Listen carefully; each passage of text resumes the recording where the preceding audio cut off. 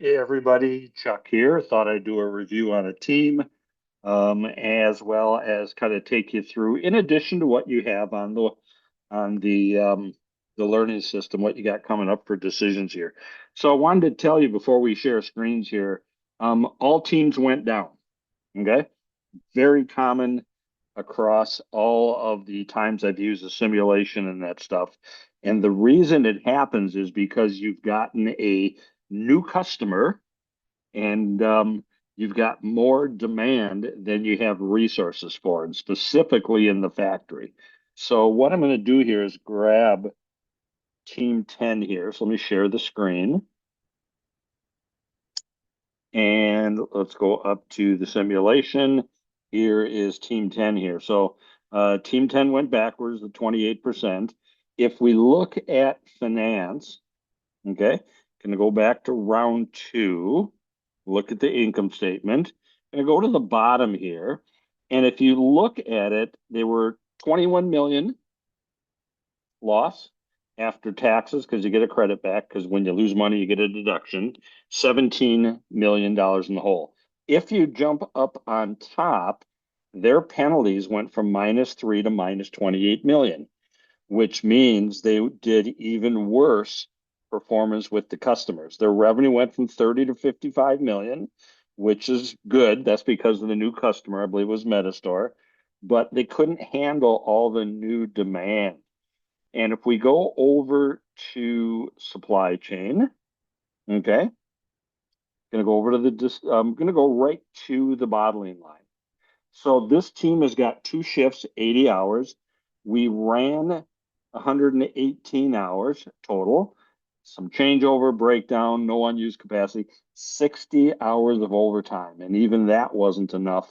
We had to outsource to probably a competitor another 7 hours. And so you see down below the production plan adherence, we're only able to hit the production schedule 45% of the time. And if I go up and look at the products, you'll see right here the service level was anywhere from 19 to 25%. So what's going on? Let me grab a whiteboard here and we'll give you a little bit of a head start. I'm going to write on the screen here. What's going on is you've got two shifts in this team, 80 hours, and we're running a whole bunch more demand than we've got hours for. So we had 116 hours runtime. We had 60 hours of overtime, another 7.4 hours of outsourcing. So we had 80 hours and we needed close to 183 hours. So completely bottlenecked. Now, what that means generically is either the amount of resources go up, so we look at third shift, fourth shift, or whatever, or we can't, the demand has to go down, but this has got to get in balance. I'll give you the heads up here. You should be able to increase your capacity a bit, I think from 2 to 3 shifts, but it's still not going to be enough capacity. Okay. IBP, integrated business planning, is all about balancing supply and demand.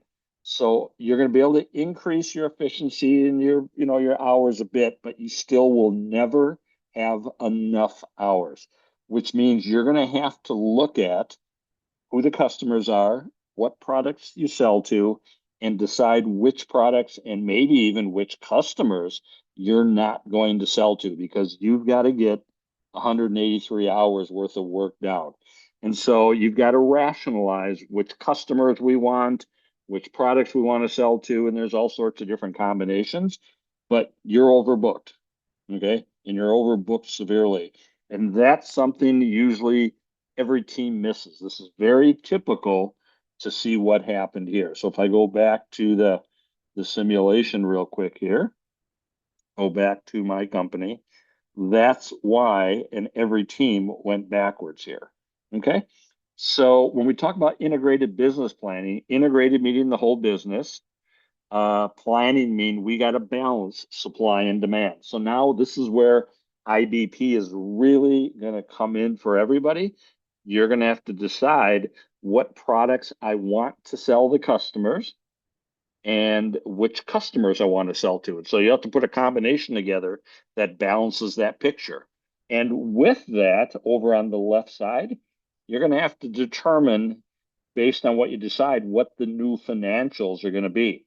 So you're going to have to come in and play with the working capital tool, as well as, and this is part of our new round of decisions. Let me bring this up here for you.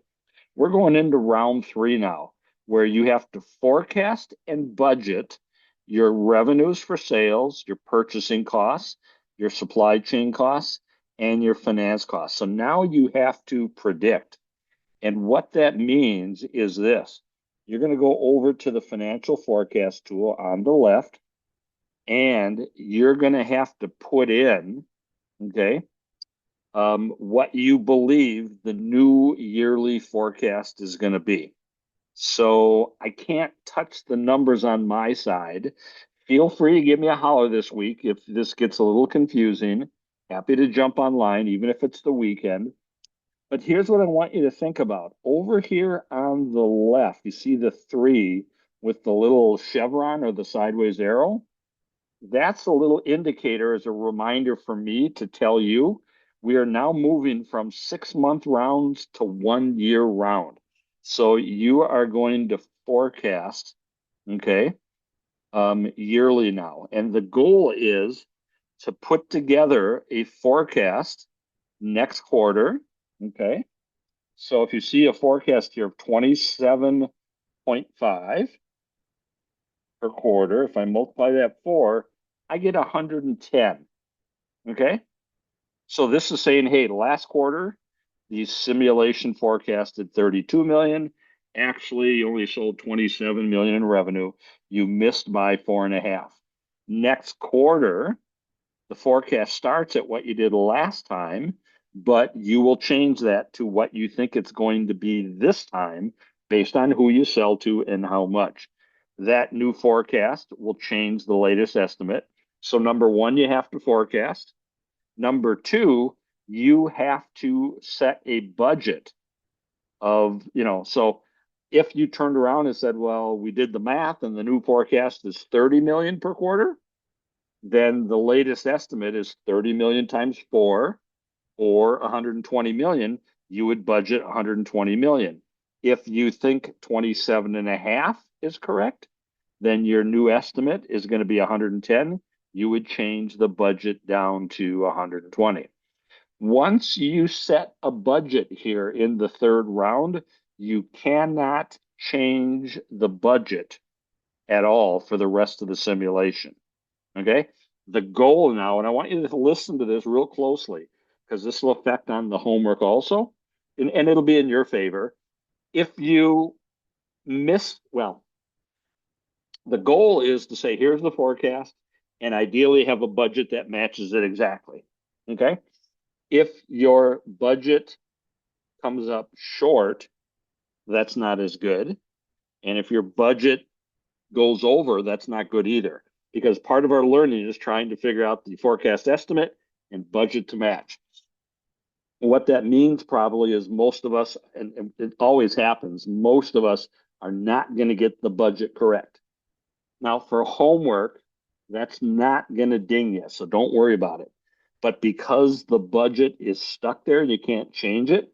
What I'm going to be changing to in the homework is not did your estimate match budget because you can't change budget, but can you tell me in the homework, even though the budget is stuck, Chuck, we did the math and we think even though we can't change it, the new budget's going to be this, whatever this is, and see if you hit it.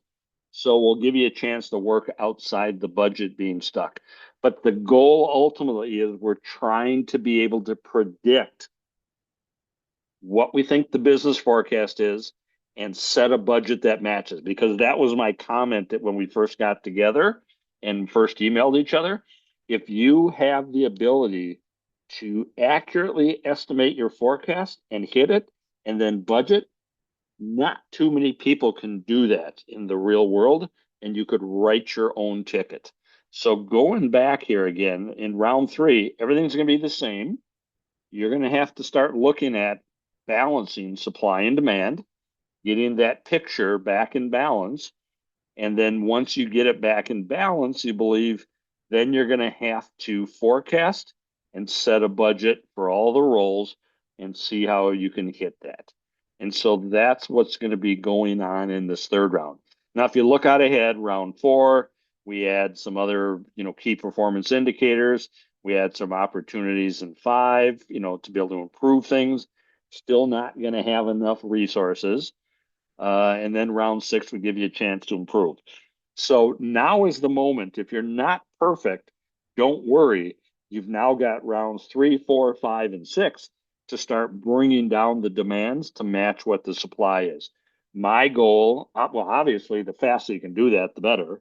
But my goal is each round you keep bringing together the gap between the demand and the resources so you can right size the business. Because again, we want to take the business and integratively plan the whole business. So this is your chance to play with trying to get everybody on the same page here. Okay. So that's what's going on there. Hope this video helps you here. And then we're going to turn around and, like I said, if you got to reach out and have me review a team, happy to do it. Happy to put a video together for you. Okay.